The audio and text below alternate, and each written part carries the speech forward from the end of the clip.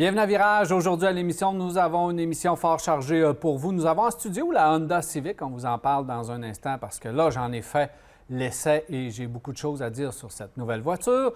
On a aussi nos chroniques avec les gens de Silverwax. Richard Pelchat va être en studio. On va aussi chez Desharnais Pneus Mécaniques et nous allons parler pare-brise avec Nicolas Trudel de Automode. À la fin de l'émission, nous allons répondre à vos questions. 670-9078, poste 230 ou encore virage@telumac.tv ou via notre Facebook. C'est les façons de nous rejoindre. Mathieu Thomasin est avec moi aujourd'hui. Salut Mathieu. Salut Daniel. Ça va bien? Ça va toujours bien. Deuxième semaine consécutive, Mathieu. Hey, je suis gâté. Bien, tu t'ennuyais. Tu me dis que tu t'ennuyais. Je suis là. Ouais, on s'ennuie. Mathieu, on va parler aujourd'hui de la Honda Civic qu'on a ici en arrière, que j'ai fait l'essai de ce véhicule. J'ai beaucoup de choses à dire sur le véhicule, mais avant, je veux que tu nous le présentes, ce nouveau Civic. Bien, premièrement, c'est la 11e génération de la Civic. C'est une voiture qui, au travers du temps, avait accumulé de multiples récompenses, voire même des mentions pour la durabilité, la fiabilité, l'efficience aussi de ce véhicule-là. Au travers du temps, on a vu de multiples versions. On avait vraiment un côté dans les années, disons, fin 90-2000, beaucoup plus sportif, beaucoup plus calotte de côté. Je ne nommerai pas le prénom, mais bon, ça fait aussi mes jeunes années, si on veut. Mais au travers du temps, au travers de cette génération-là, on a tombé dans un mode un peu plus assagi, un peu plus de luxe aussi. On s'est vraiment collé en tant que tel à la Honda Accord, mais on a conservé quand même les bonnes valeurs que je te parlais tantôt, avec une Civic qui est beaucoup plus grande, beaucoup plus stable aussi, beaucoup plus mature d'une certaine manière et très technologique. On se rappelle aussi que c'était le véhicule phare de Honda, le véhicule qu'on voulait le plus économique. Il y a encore une publicité d'antan qui est encore d'actualité aujourd'hui, avec Martin Matt qui faisait justement le fameux Igloo, Igloo, Igloo. La Civic, encore une fois, arrive avec une mouture qui va plaire à des gens, mais qui ont maturé cependant, même si la version SI est encore disponible. Bien, c'est ça. Une des forces de la Civic, ça a toujours été ses multiples variantes. Donc, on a fait des versions et on pouvait la décliner en plusieurs carrosseries différentes. Puis c'est ça qui fait la force de Civic. C'est encore d'actualité aujourd'hui parce qu'on a encore aussi la version à ion. Et on a la version régulière comme nous avons ici en studio. Et il y a aussi les versions SI et type R, donc on a une version super performante, ce qui fait en sorte qu'avec toutes ces versions combinées, on est encore capable de rester la voiture la plus vendue. Exactement. Donc, les dimensions, c'est sûr qu'on a pris un peu plus de volume, mais là où est-ce qu'on fait une bonne différence, c'est aussi à l'intérieur. La technologie a enfin rejoint l'année 2022, si on veut, que ce soit au niveau du bloc d'instruments digital, au niveau de l'utilisation aussi de l'interface multimédia qui ressemble beaucoup à la Honda Accord, que ce soit dans un écran de 7 pouces ou encore de 9 pouces. Et on remarque aussi en prenant en place à bord la visibilité qui a totalement changé. C'est sûr qu'on joue la carte un peu encore conservateur. Il n'y a pas d'effet grand wow. Il n'y a pas nécessairement beaucoup de rangements de petits compartiments. On utilise un terme qui est quand même assez sobre si on veut. Et on ne veut pas nécessairement non plus jouer dans la cour de Acura qui arrive aussi avec une version un peu plus sportive de la Civic. Integra, oui. Oui, exactement, en plein ça. Et on va retrouver du Apple CarPlay, du Android Auto, c'est quand même bien. Là où est-ce qu'on joue aussi la valeur sûre, c'est du côté motorisation.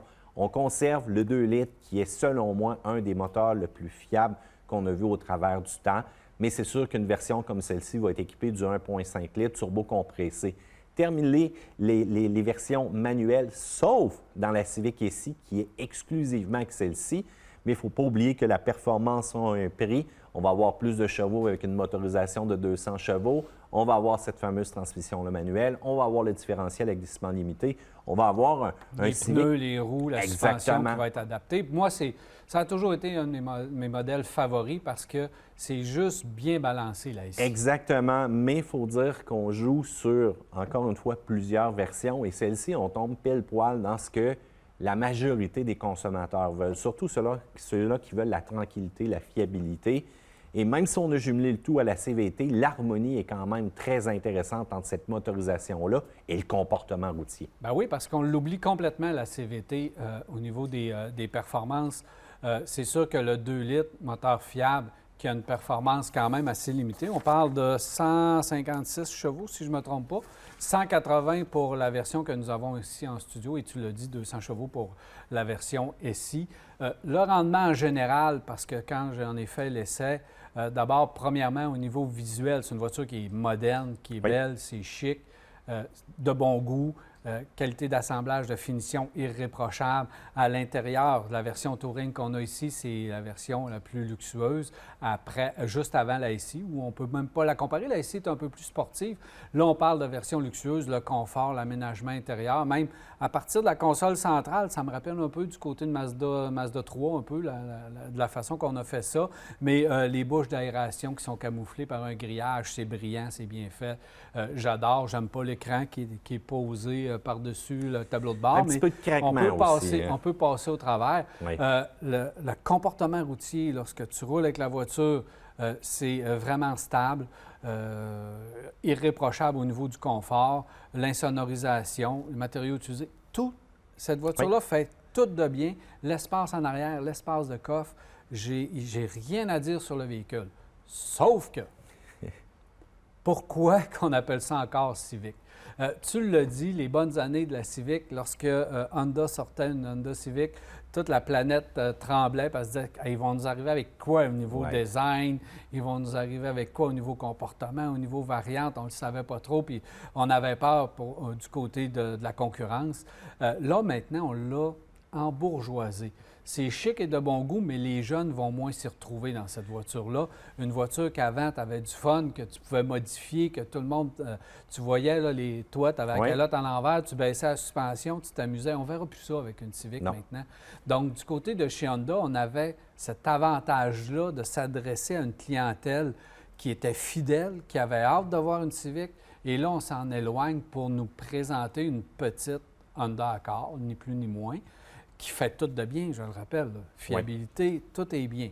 Mais le fun de la Civic, il y a de la place maintenant du côté de chez Honda parce que prix de base à 27 000, là, plus transport, préparation, il y a de la place pour rentrer une nouvelle petite voiture avec du design qui s'adresse à la clientèle jeune puis qui devrait normalement porter le nom de Civic. Et là, celle-là, je trouve qu'on s'éloigne un peu du nom Civic. Bien, tu l'as dit un petit peu. Aussi, au travers du temps, dans le passé, la Civic est un gage d'une voiture abordable. D'ailleurs, question quiz, Daniel, en 96, combien ça valait une Honda Civic de base, le prix d'entrée? En bas des années 2000, là, ça se joue autour de 15 000 d'après moi. On était à 12 995. Il y a plusieurs publicités sur YouTube. Allez jeter un coup d'œil. Honda Civic Québec, vieille publicité. Vous allez voir, ça va vous ramener de bons souvenirs. Mais il faut dire que maintenant, une berline de base, tu l'as mentionné, un petit peu au-dessus de 27 000 et on ne parle pas des versions les plus équipées là, comme celle-ci. Donc, on a peut-être perdu un peu cette connectivité-là. Et il faut dire aussi que les manufacturiers jouent grand comme Paris parce que c'est plus les berlines, c'est plus ces voitures-là qui sont très populaires de ce temps-ci. On parle vraiment de véhicules sport utilitaires vers lesquels on se retourne. Mais est-ce qu'en même temps... Mais en offrant le même prix qu'un HRV, c'est là que ça devient un peu difficile. Je comprends qu'on met à 33 800, celle qu'on a ici en studio, à part transport, préparation. Il y a Honda Sensing, donc au niveau de la technologie, c'est complet. Connectivité, tu en as parlé, c'est complet. Tout est là dans cette voiture. Sauf que rendu à ce prix-là, maintenant, les gens, je comprends qu'on s'en va vers un HRV qui va te donner une traction intégrale, qui va te donner de l'espace, qui va te donner également le Honda Sensing et la technologie qui va être montée à bord. Donc, il faut comprendre un peu pourquoi les sports utilitaires sont rendus aussi populaires. Parce que les berlines sont rendues à des prix à peu près dérisoires, puis il n'y a pas de traction intégrale. Là, exactement. Mais en même temps, avec la nouvelle version du HRV, est-ce qu'on va réussir à peut-être partager sa version électrifiée, parce qu'on a quand même de fortes rumeurs qui s'en viennent à l'intérieur de cette Civic-là. Mais en même temps, si on prend un recul, la différence de conduite entre une berline et un véhicule sport utilitaire, elle est majeure. Le centre de gravité, le confort, voire même le prix d'entretien, parce qu'on le sait, les utilitaires ont des freins surdimensionnés, ont des pneus surdimensionnés, ont une conduite totalement différente et même on vous charge un petit peu plus cher pour l'ensemble de l'œuvre. Mais je dois avouer que c'est pas pour rien que la Civic a quand même gagné le prix de la voiture de l'année.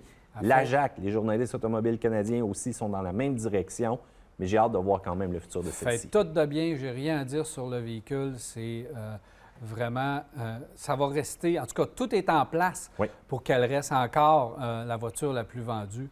Tout est fait, mais amenez-nous une petite voiture un peu plus fun. Merci, monsieur. Plaisir. Alors voilà, on s'arrête à Virage et au retour, Richard Pelchat est avec nous.